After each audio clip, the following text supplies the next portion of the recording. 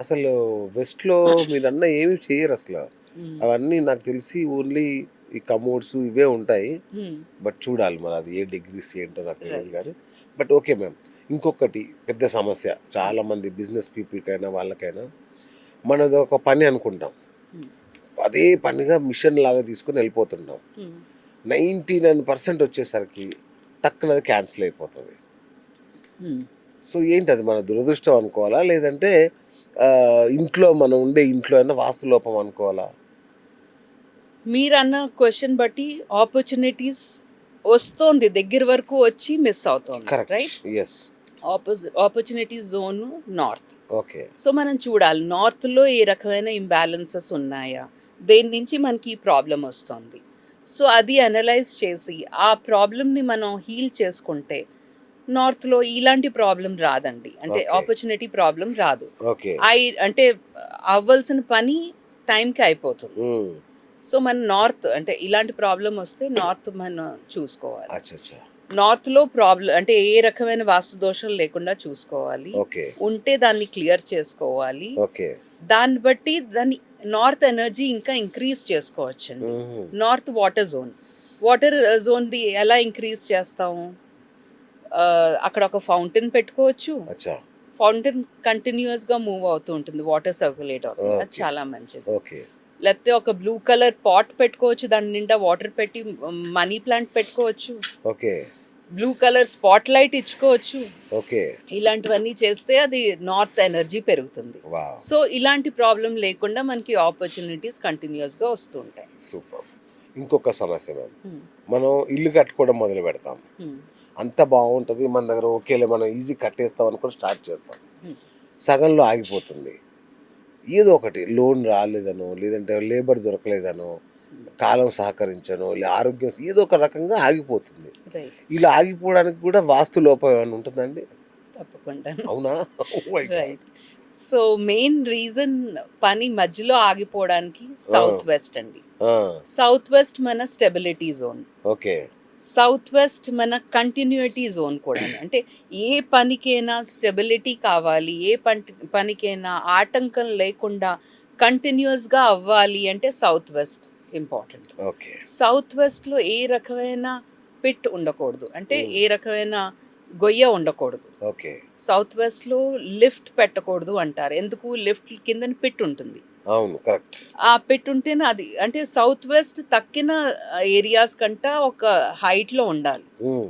కానీ దానికే పెట్టొచ్చి అది తక్కిన ఏరియా కంట, తక్కిన డిఫరెంట్ అదర్ జోన్స్ కంట అది లోవర్ లో ఉంటే, ఓకే.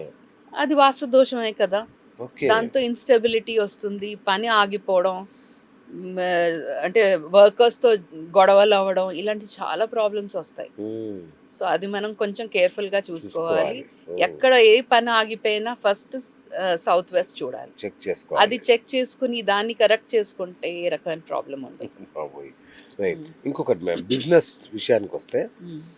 బానే ఉంటది. బిజినెస్ నడుస్తుంటది. హ్మ్. బట్ ఒక సర్టెన్ పాయింట్ వచ్చాక గ్రోత్ ఆగిపోతది. ఇంక అక్కడి నుంచి కదలదు. హ్మ్. సో, ఇట్లాంటి సిట్యుయేషన్‌కి ఏంటి కారణం అనుకోవాలి? బిజినెస్‌కి 3 అంటే ఇంపార్టెంట్ ఫ్యాక్టర్స్.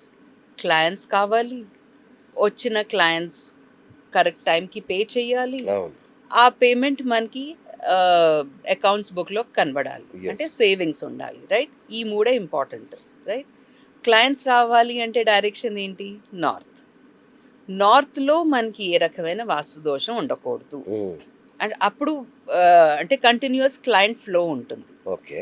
నార్త్‌లో వాస్తు దోషం టాయిలెట్ ఉండొచ్చు.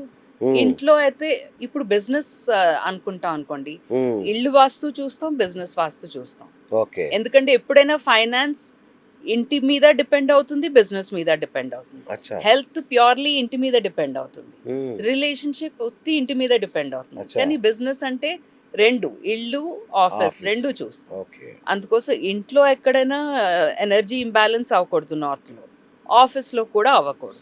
హ్మ్. ఇంట్లో ఏమవ్వచ్చు చాలా మందికి ఈ మధ్యన కిచెన్ నార్త్‌లో పెడుతున్నారండి.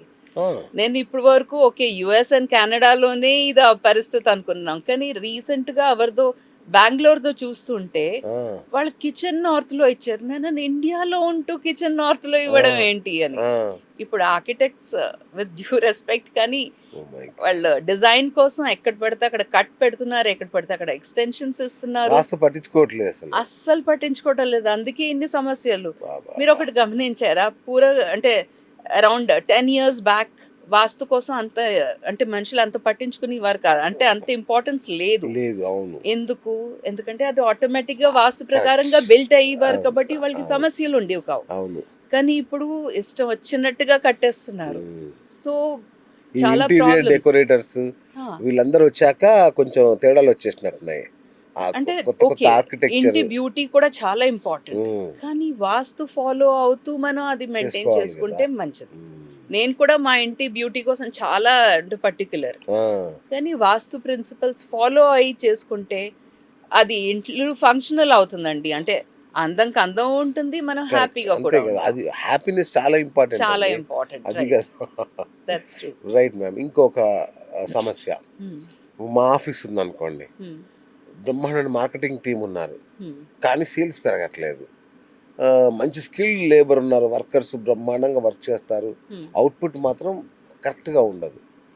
సో ఇట్లాంటి టైంలో అంటే ఎంప్లాయీస్ కూర్చునే దిశను ఏమన్నా మారిస్తే దశ తిరిగే అవకాశం ఏమన్నా ఉందా? చాలా.